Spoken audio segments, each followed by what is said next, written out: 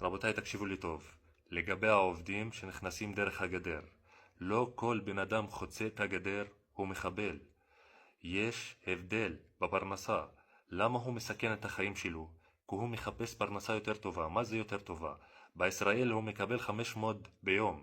בכפר שלו הוא מקבל 70 שקל. אז הוא לא יכול לחיות ב-70 שקל. אז תפסיקו לצלם אותם. כל אחד עובר משם, מוציא את לצלם. אלה עובדים.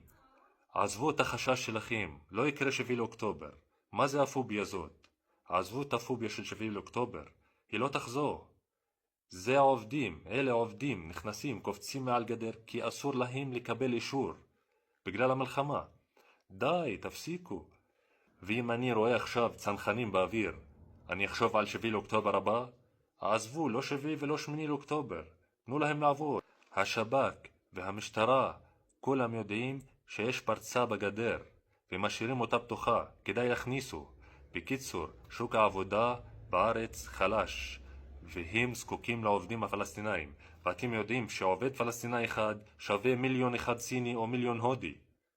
זהו, עזבו אותם. תחזיקו את הבמבה ותתחילו לאכול. נו, די, שיגעתם אותנו. כל אחד מצלם.